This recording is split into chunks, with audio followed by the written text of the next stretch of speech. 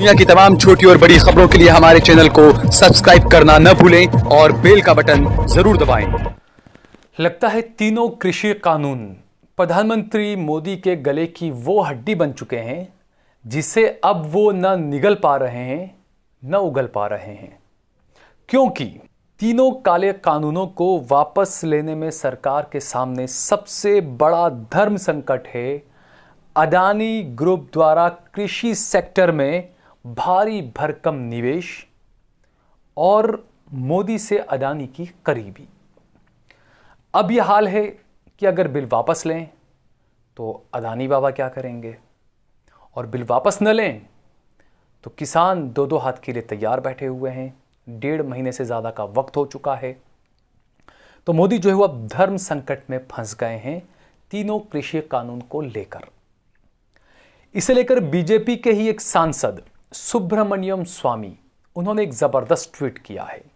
यह ट्वीट मोदी शाह की नींदें उड़ाने के लिए काफ़ी है और इससे यकीनन मोदी और अमित शाह की परेशानियों में इजाफा ज़रूर होगा, क्योंकि सुब्रमण्यम स्वामी जिस तरीके से वो जाने जाते हैं, वो एक ऐसी लॉन्चर है, एक ऐसी गन है, वो कब किस तरफ घूमकर निशाना ले ले उसके बारे में कोई नहीं कह सकता।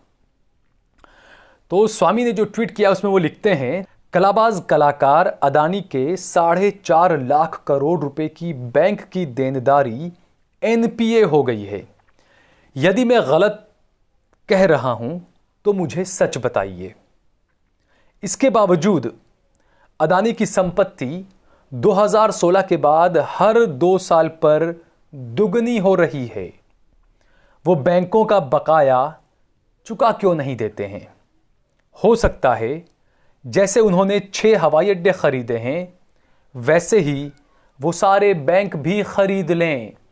ये मैं नहीं बोल रहा हूं, ये भाजपा के ही एक सांसद सुब्रमण्यम स्वामी बोल रहे हैं। आप इस ट्वीट को देखिए, इसमें सुब्रमण्यम स्वामी ने ये जो बातें कही है ये काफ़ी है महापुरुष की करीबी अडानी से दिखाने के लिए, बताने के लिए, समझाने के लिए और जनता को आगाह करने के लिए।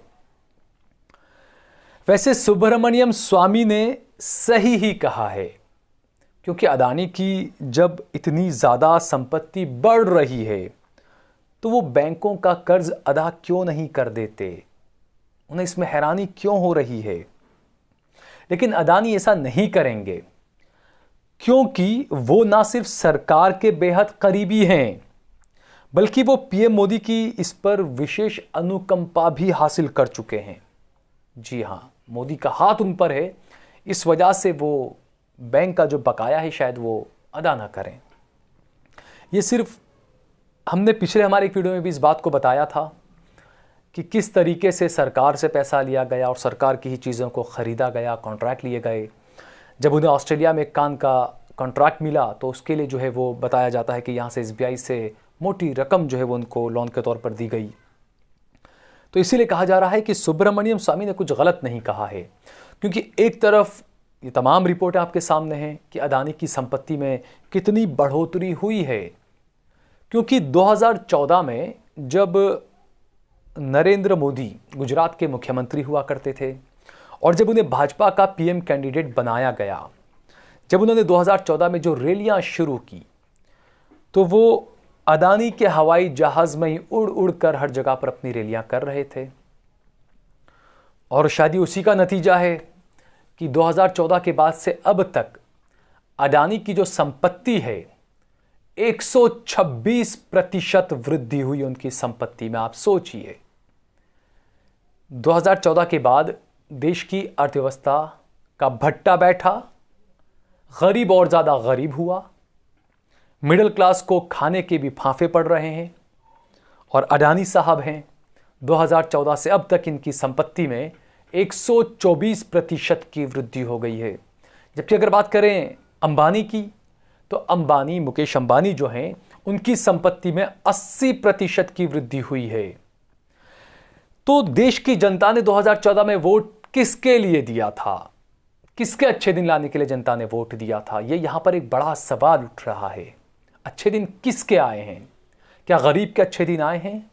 क्या दलित के अच्छे दिन आए हैं? क्या मजदूरों के अच्छे दिन आए हैं? क्या जो पिछड़ा दबा कुचला तबका है, वर्ग है, क्या उसके अच्छे दिन आए हैं?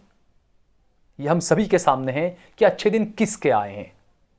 मोदी जी ने कहा था अच्छे दिन आएंगे, और ये वो अदानी के हवाई जहाज में सवार होकर बोलते थे अच्छे दिन आएंगे। तो ये तो हमें सोचना चाहिए कि अच्छे दिन किसके आए, क्यों आए, कैसे आए, किसके सहारे से आए। दूसरा, इंडियन एक्सप्रेस ने एक रिपोर्ट में खुलासा भी किया था कि 2019 में सरकार के सब कुछ बेचो अभियान के तहत देश के हवाई अड्डे अदानी को दिए गए। उस वक्त वित्त मंत्रालय और नीति आयोग ने विरोध किया था, और पहले यह तय किया गया था कि किसी भी कंपनी को 2 से ज्यादा हवाई अड्डे नहीं दिए जाएंगे। लेकिन महापुरुष की अनुकंपा थी कि इस पॉलिसी पर ध्यान नहीं दिया गया, और 2 से ज्यादा 6 हवाई अड्डे जो है वो अदानी को दे दिए गए, और वो भी पूरे 50 सालों के लिए। ये हवाई अड्डे हैं अहमदाबाद, बेंगलुरु, लखनऊ, जयपुर, गुवाहाटी और तिरुवनंतपुरम। ये वो 6 एयरपोर्ट हैं, 6 हवाई अड्डे हैं जो अदानी को दे दिए गए। अगले 50 साल तक इन 6 हवाई अड्डों पर अदानी का कब्जा रहेगा। सवाल उठना लाजमी है, एक तरफ आप तमाम खाने खरीद रहे हो, एक तरफ आप हवाई अड्डे ले रहे हो कॉन्ट्रैक्ट पर, दूसरी तरफ आपका बैंक का जो एनपीए है, कैसे हो गया ये सब? तो क्या देश इसकी कीमत चुका रहा है कि देश की जनता ने 2014 में, 2019 में प्रधानमंत्री नरेंद्र मोदी पर भरोसा किया? क्या उसकी कीमत देश को चुकानी पड़ रही है? ये बड़ा सवाल है, क्योंकि जैसा हमने बताया कि महज 2014 से 2020, ये महज 6 साल जो मोदी का कार्यकाल रहा, महज 6 साल के अंदर अदानी की संपत्ति 124% आखिर कैसे बढ़ गई? जब नीति आयोग ने और वित्त मंत्रालय ने आपत्ति जताई, उसके बावजूद 6 एयरपोर्ट अदानी को कैसे दे दिए गए? इसमें यह भी कहा गया था कि एयरपोर्ट किसी ऐसी कंपनी को ना दिया जाए जो सही से काम न कर सके, रख रखाव वो जो चीज़ें होती तमाम वो कहीं पीछे ना हट जाए, या ऐसा ना हो कि उसमें देरी कर दे। ये भी उसमें चीज़ें शामिल की गई थी। और हुआ क्या, जब ये कॉन्ट्रैक्ट दिए गए, अदानी को 6 एयरपोर्ट के कॉन्ट्रैक्ट मिल गए। उसके बाद कोरोना की आड़ में अदानी ग्रुप की तरफ से लिखा गया कि जो एयरपोर्ट हमें हैंडओवर करेगी भारत सरकार, वो एयरपोर्ट हमें अभी हैंडओवर न किए जाए, हम 2021 में वो एयरपोर्ट लेंगे। लेकिन सरकार की तरफ से ये कहा गया कि नहीं, आपको नवंबर 2020 तक जो है वो एयरपोर्ट ले लेने होंगे। उसके बाद 3-3 करके जो है वो अदानी एयरपोर्ट ले लिए। लेकिन यहां पर ये सवाल उठना लाजमी है कि आखिरकार आपकी संपत्ति में दिन दुगना रात चुगना जो वृद्धि हो रही है, आप देश के सबसे अमीरों की फहरिस्त में कदम दर कदम आगे बढ़ते जा रहे हैं।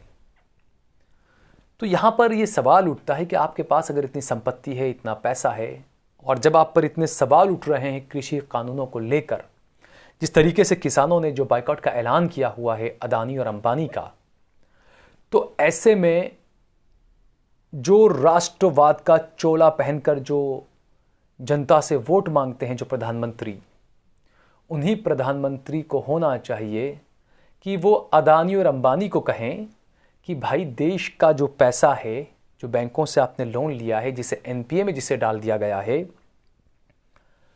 इसे आप अदा कर दें।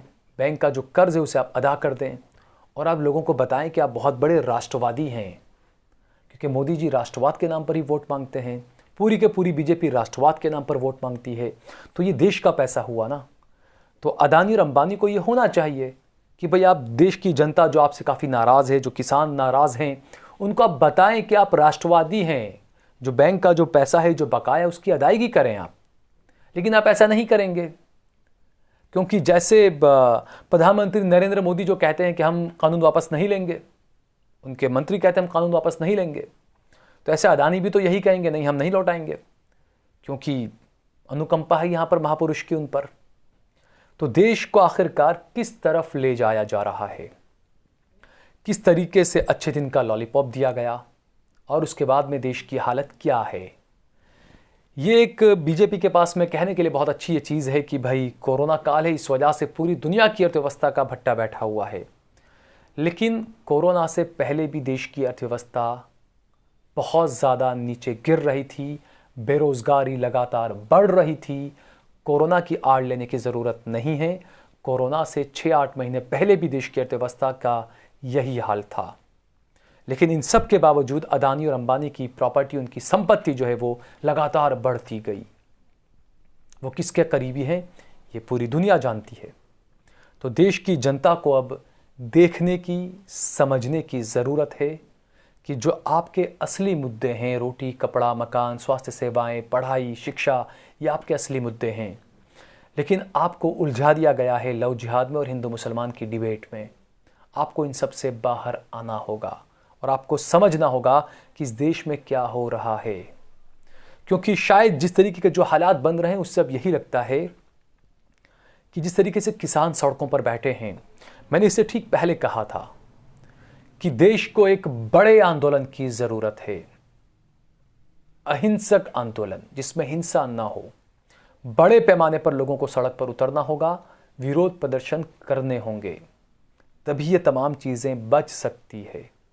क्योंकि जब एक किसान के ऊपर एक लोन होता है, उसका एक ट्रैक्टर का भी जब लोन होता है, तो बैंक के लोग उसके घर जा जाकर उसको परेशान कर देते हैं, उसको आत्महत्या करने के लिए मजबूर करते हैं। उसके ऊपर लोन होता है कितना? 40,000, 50,000, 1 लाख, 2 लाख। जबकि जो साहब के जो मित्र हैं, लाखों करोड़ रुपए के उन पर लोन होते हैं, हज़ारों करोड़ रुपए के उन पर लोन होते हैं। लेकिन उनके यहाँ पर जाने की किसी बैंक के अधिकारी की या किसी की हिम्मत नहीं होती, क्योंकि साहब की अनुकंपा उस पर है। तो अगर आपको हमारा ये वीडियो पसंद आया हो तो इस पर कमेंट करिए, इसे लाइक करिए, इसे ज़्यादा से ज़्यादा शेयर करिए। अगर आपने हमारा चैनल सब्सक्राइब ना किया हो तो हमारे चैनल देश लाइव को ज़रूर सब्सक्राइब करिए। आप देख रहे हैं देश लाइव, देश की आवाज़।